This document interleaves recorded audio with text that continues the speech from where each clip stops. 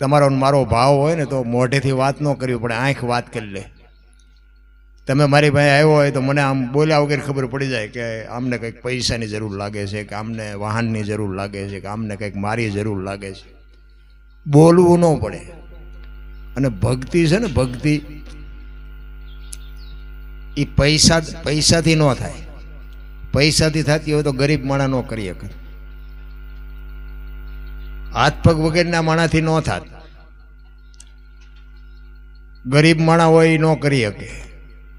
જો આંખોથી ભક્તિ થતી હોય તો સુરદાસજી ભક્તિ ન કરી શકે. ભક્તિ માટે ભાવ જોવે. સુમન, સુમન એટલે સુંદર મન. તમારું મન સુંદર હોવું જોઈએ. અહીં તમે રામટેકરી આવ્યા છો તો તમને એટલો તો ભાવ હોવો જોઈએ કે આપણા ગુરુ મહારાજના સાનિધ્યમાં આપણે જવું છે. હમણાં બેને વાત કરીને કે અમને ઘણાય પૂછે કે ગુરુ મહારાજ, તમારા ગુરુ મહારાજે શું આપ્યું? પહેલી વાત તો એક પૂછવાવાળો જ મૂર્ખ છે. કારણ કે આપવા જેવી વસ્તુ જ નથી, બોલાય જેવી વાત જ નથી. જો બોલાય ને તો લખાય, લખાય તો દેખાય, ને દેખાય તો વંચાય. આ એવું છે નહીં. આત્માને ઓળખ્યા વિના લખ 84 નહીં મટે. તો આપણે આત્માને ઓળખી છીએ, આમાં ઓળખતા હોય તો હું શું વાત કરો તો નથી ઓળખતા. તો આની ઓળખાણ માટે શું કરવું પડે? બાપુ તો બધી દુકાન ખોલીને બેઠા છે કે તમારે શું જોવે છે કાયમ માટે. અમે તો, હું તો અહીં શિબિરમાં હોય, અંજવાળી બીજના દીએ હોય ને એ સિવાયનો બાપુ ક્યારેક કંઈક કામકાજ હોય, ક્યાંક પ્રોગ્રામમાં જવું હોય ને મને કહે તો હું તો આવું જ.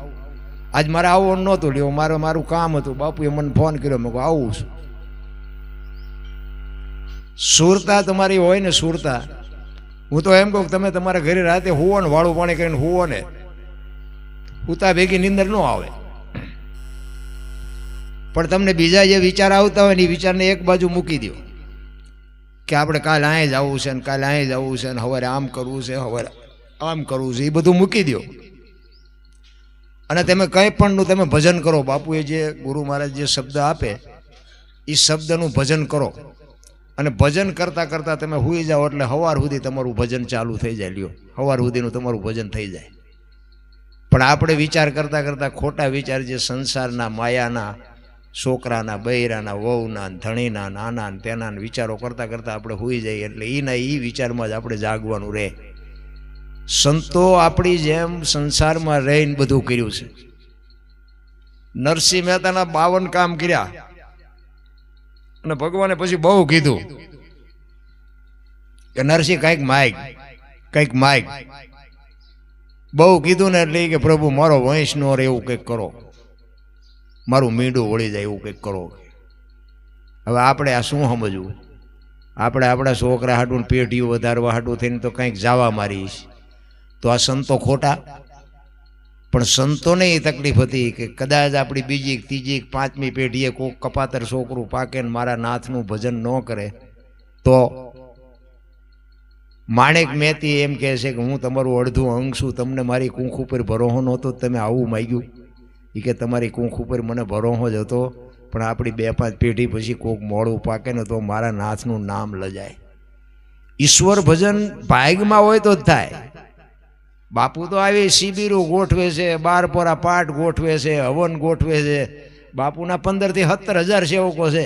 ગુરુ પૂનમે નથી દેખાતા. પછી કે શું નડતું હોય છે, શું નડતું હોય? તમે કર્યા, તમને ન ખબર હોય શું નડે છે?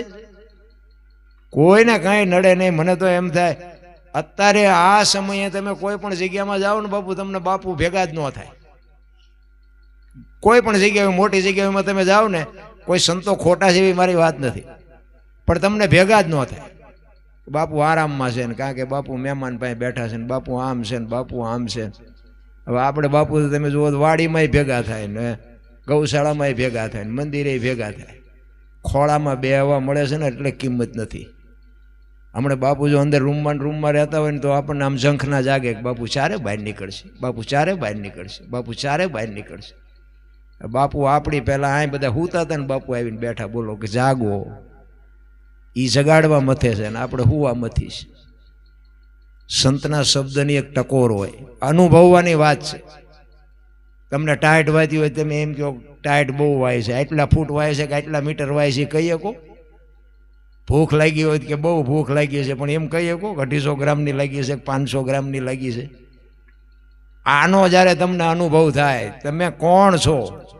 મને તો એમ થાય કે મારો ભગવાન મને સાંભળે છે. લ્યો હવે તમને આનો ભગવાન દેખાતો હોય તમારો પ્રશ્ન છે. મેં ક્યાં તમને પૈસા દીધા છે?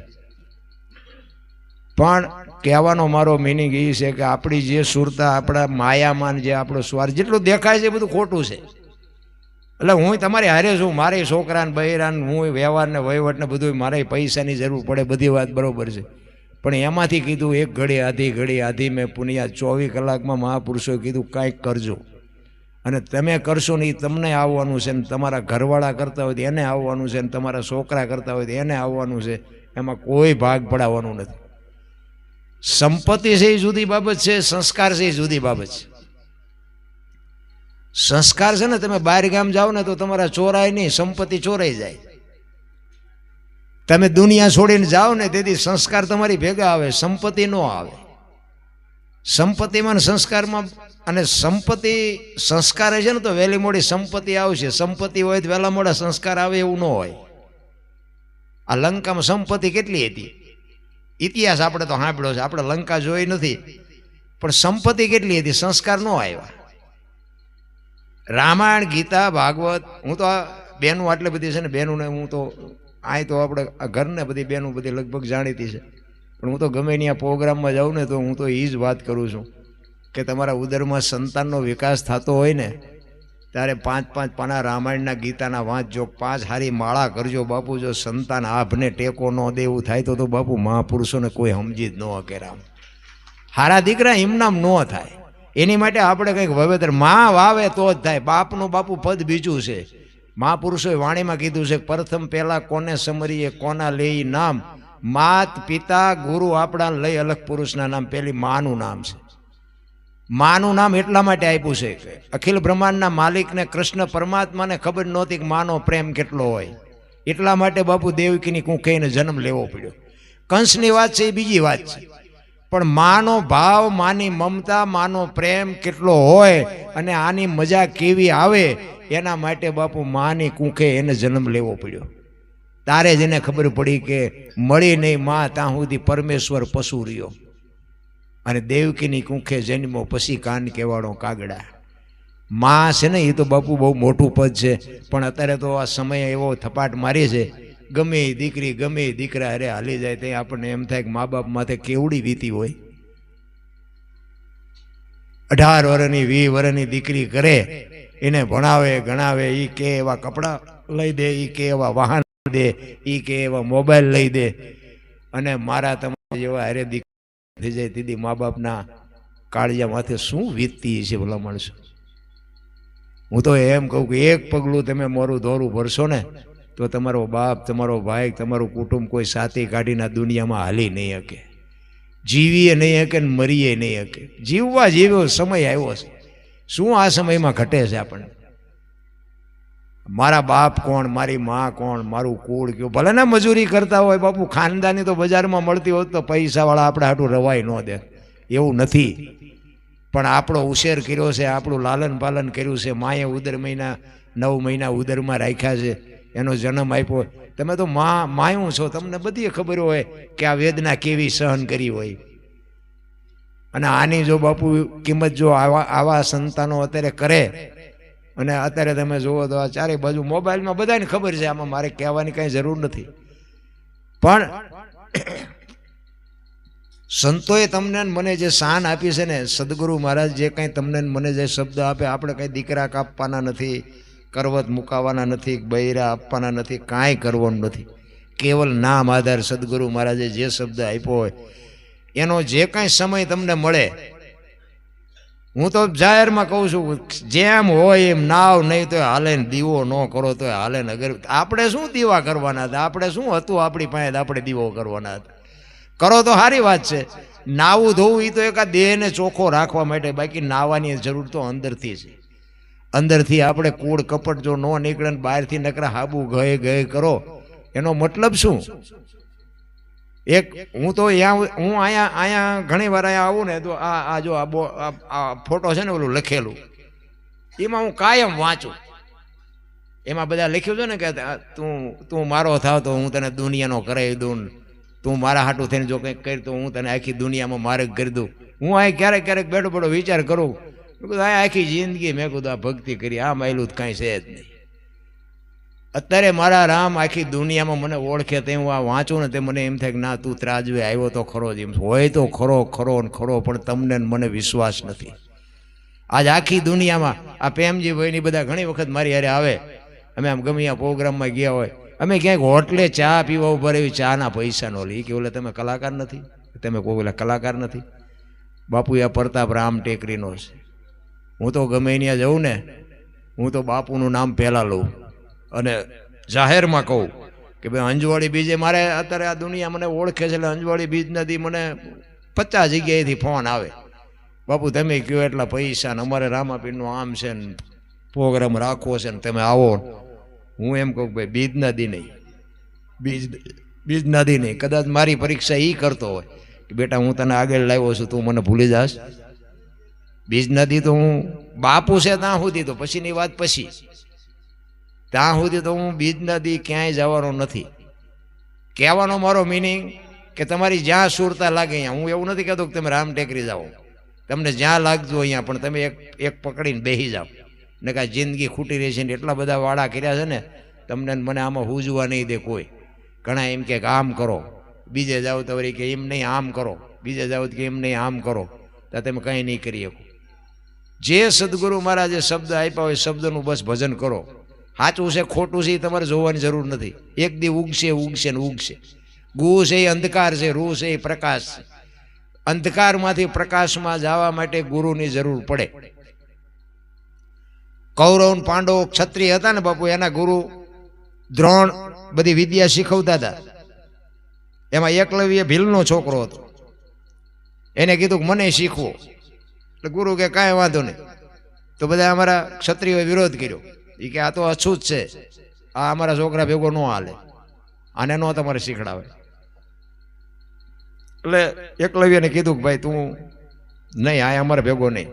હવે એને એના ગુરુ ઉપર ભરોસો એવડો, એક માટીની મૂર્તિ બનાવી અને માટીની મૂર્તિ આમ રાખી અને પછી એ ધનુષ ને તલવાર ને જે ભાલા ને જે કઈ બાજી બધી શીખવાની હતી ને, એક માટીની મૂર્તિ સામે એના ગુરુ મહારાજ ઉપર એવડો ભરોસો રાખ્યો. ગુરુ મહારાજ તમે મારા ગુરુ છો, હવે મને દ્રોણ તો નહીં શીખડાવે પણ તમે જ મારા દ્રોણ છો. હું એ મૂર્તિની સામે એને બાપુ એ ધનુષ વિદ્યા શીખ્યો અને એવો પારંગત થયો.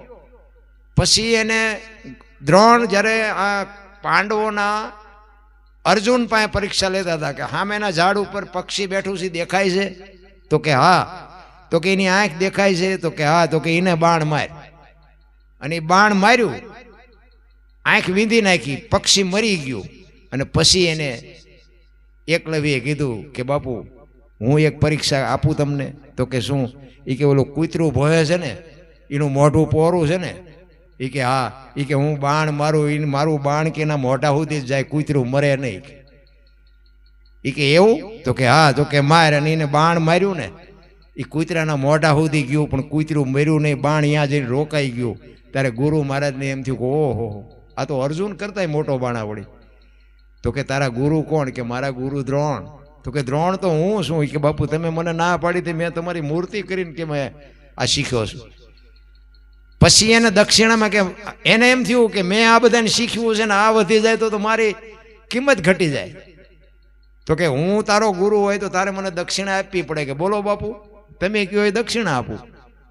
એ કે જમણા હાથના અંગૂઠો આપી દે, કારણ કે એને પણસ ખેંચવા માટે જમણા અંગૂઠાની જરૂર પડતી હતી. એ કે જમણો અંગૂઠો મને કાપી દે. તરત જ કાપીને આપ્યો. એ કે બાપુ હજી કહેતા હોય તો હજી તમને પરીક્ષા આપું. પછી દ્રોણે ના પાડી. તો વિચાર કરજો એને ગુરુ ઉપર કેવડો ભરોસો હશે. એ સદગુરુ ઉપર જો તમારી સુરતા હોય, એ તમારી ધારણા હોય તો તમે ધારો એ કરી શકો. આ બાપુએ કીધું ને કે ભાઈ આમ બેહો તો આ મળે, આમ બેહો તો આ મળે, આમ બેહો તો આ મળે. પણ આપણને ટાઈમ છે? મારે હજી ભેંસું ધોવી છે ને મારે હજી રોટલા કરવા છે ને મારે હજી આ કરવું ને મારે વાડીએ જવું છે. આમાં ને આમાં આપણે ખૂટી રહેવાનું. કહેવાનો મારો અર્થ સદગુરુ મહારાજ ઉપર હું તો અહીંયા કાયમ આવું ને હું તો જોઉં છું કે સારું કોઈને કાંઈ જોતું જ નથી. કે આ ખોળામાં બેહે અને તમને કહું તમને જે જોવે એ મળે, પણ બાપુ કોઈ બોલતું જ નથી. નકર એવું જીવન મળ્યું છે અને એવો બાપુ આ છે. અને બીજી વાત તો તમને એ કહું કે રામ ટેકરીનો ક્યાંય ખવડો ભાડ્યો? કોઈએ આવીને કીધું કે ભાઈ રામ ટેકરીનું તમે આમાં શું લખાવો છો, એવું કોઈ કહેવા આવ્યું? તો આ 24 કલાક હરિહર હાલે છે, આટલી ગાયું છે, આવડું મંદિર છે, આવડું મોટું આશ્રમ છે, આવડી વાડી છે, ત્યાં માણાના ઠેકાણા નથી. તો આ બધું હાલે છે કેવી રીતે? તો હજી આપણને આંખ નથી ઉગડતી. હું તો એમ કહું છું કે આ જ્યાં સુધી મૂર્તિ છે ને ત્યાં સુધી કંઈક મેળવી લેજો. અમે તો 2 દી પહેલાં અહીં રાતે બેઠા હતા ને તારે જ હું કહેતો હતો, આ બેન હતા, મેં કીધું આ બાપુ છે ને ત્યાં સુધી કોઈ સમજી જ ન શકવાના, બાપુ કીધું કોઈ ઓળખી જ ન શકવાના. નકર હું અહીં બાપુને સારું લગાડવાની વાત નથી કરતો, પણ મને બાપુએ આપ્યું છે ને વગર માગે એટલું તમને કોઈ નહીં આપ્યું હોય. અને તમને હું કામ ન આપે હું એમ કહું, આખી દુનિયામાં બાપુ મને અત્યારે એક દી ઘરે ન રહું તો ઘરે ન રહેવા દે લાખો રૂપિયા મને આપે. એ કોનો પ્રતાપ છે? હું કોઈ દી રામ ટેકરીને હું જીવું ત્યાં સુધી ન ભૂલું. એમ તમે તમારા સદગુરુ મહારાજને ઉપર તમને ભરોસો વિશ્વાસ ન હોય તો ખોટા હું ભાડા ખર્ચીને અહીંયા આવવા, કામના ધંધા ઘરના ધંધા ખોટી કરવા.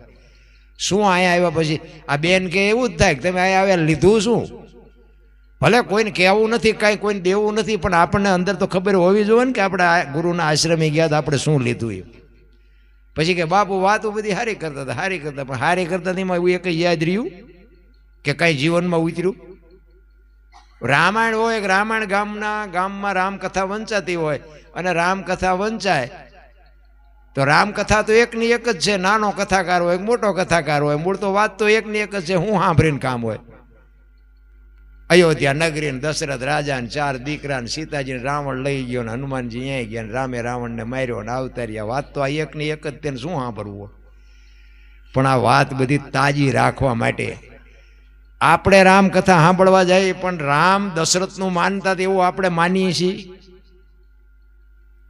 કૌશલ્યા માને અને સીતાજીને હાઉ વહુનો જે સંબંધ હતો એવો આપણે હાઉ વહુને છે. રામ અને ભરત આપણે ભાઈને પ્રેમ છે. આપણા ઘર સુધી જો કથા ન આવે તો કથા સાંભળવાનો મતલબ જ શું? નતો તો પછી એમાં કથાવાળાને જ ફાયદો ને, મંડપવાળાને, સાઉન્ડવાળાને, કથા વાંચતો એને આપણે શું? કથા તાજી રાખવા માટે આ એકની એક જ કથા છે, પણ તાજી રાખવા માટે કે ભાઈ આ રામે જેવું બાપનું માન્યું એવું તમે માનો. સીતાજીએ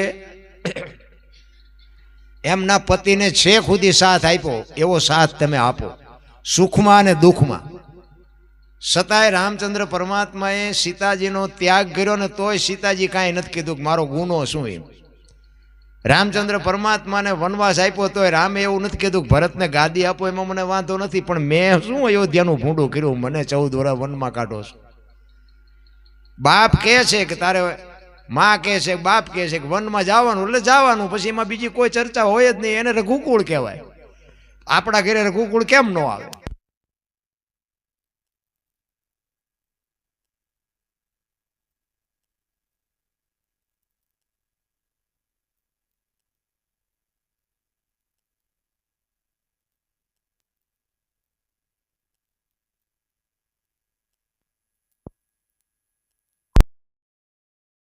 કોઈ ફાયદો નથી.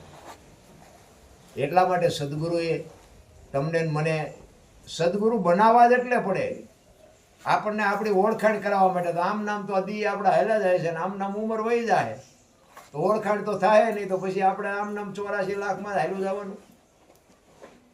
હું તો એમ કહું છું કે મોકો મળ્યો છે કે ગુરુ મહારાજ પાસે શું કરવું એ તો પૂછો. બાપુ અમારા અમુક બેનું વાત કરતા હતા કે બાપુ ધ્યાન જ નથી લાગતું. મેં કીધું 500ની નોટનો ડટ્ટો ગણતા હોય ત્યારે કેવું ધ્યાન લાગી જાય? એમાં એક નોટ જાય નકર કે 500નો ધૂંબો લાગે. આમાં લાગે એટલો એમાં પ્રેમ છે ને, એટલો આમાં પ્રેમ નથી. પ્રેમ હોય ને તો એમાં બાપુ ધ્યાન લાગી જ જાય. કારણ કે એની પ્રત્યે તમારો ભાવ, એના પ્રત્યે તમારી લાગણી હોય ને તો ઈશ્વર ભજન સિવાય તમારે, બાપુએ હમણાં કીધું ને કે અંદર જે ચાલે છે ને બસ એ જ ઈશ્વર છે. આપણે બીજું ક્યાંય ગોતવાની જરૂર નથી. અને આ રામાપીરનું મંદિર છે ને મૂર્તિને જોઈએ એટલે આપણે એમ થાય કે રામાપીર આવા હશે ભાઈ મળ્યા નથી કોઈને, રામ કોઈને મળ્યા નથી, કૃષ્ણ કોઈને મળ્યા નથી. મને તો એમ થાય કે આ બેઠા એ રામાપીર જ નથી, આમ નો દેખાતું હોય તો રામાપીર છે લ્યો. એ આપણને ન દેખાય તો આપણી દ્રષ્ટિમાં ફેર છે. ઈશ્વરને ગંગા સતીએ એટલા માટે જ બાપુ આ શ્વાસાની વાત કરી છે ને, 1600 શ્વાસા. પહેલા તો તમારા શ્વાસા કેન્દ્રિત કરવા પડે. 1 મિનિટના 15 તમારા શ્વાસા થાય છે કે નથી થતા એ પહેલા તમારે એડજસ્ટ કરવું પડે. પછી બાપુએ કીધું ને એમ તમારું જે કંઈ ધ્યાન હોય, એ તમારી જે કંઈ સૂક્ષ્મણા હોય, એ બધું જે થતું હોય, હું આવું બસ કંઈ કરતો નથી હો, એ તો બાપુ બધું કરે. બાપુ કહે એટલે હું કહું કે આપણે કંઈ શેડો અડી જોઈએ એવી કંઈ વાત ન કરતા. કારણ કે આપણે તો બધું મારો રામ હાંકે છે અને મને મારા પૂરતી ખબર છે. એટલે આ મેં હમણાં કીધું એમ, આ કંઈ ખિસ્સામાંથી કાઢીને કોઈ દેવાની વાત નથી, પણ લેવું હોય તો છે. એક આપણા દેહથી ને આપણે ગમે એને કોકનો ઉપયોગ થવો હોય તો દેહથી થવાય કે ન થવાય. કોઈક માણસ પાંગળો હોય ને પાણી પીવું હોય તો આપણે એક લોટો ભરીને પાણી તો દઈએ કે ના દેહથી. કોઈક પડી ગયો હોય ને ઊભો ન થઈ શકતો આપણે બાવડું પકડીને એને ઊભો તો કરીએ કે એટલું તો થઈ શકે ને. કારણ કે આ બધી વાત છે ને, બધું હું ને તમે મટી જાય. આ નાત જાત ને ઊંચ નીચ ને અમીર ને ગરીબ ને સ્ત્રી ને પુરુષ ને બધું એક બાજુ મૂકો ને પછી આની બધી શરૂઆત થાય. ભજન એવી કોઈ નાની એવી વાત નથી, સત્સંગ કોઈ એવી નાની એવી વાત નથી.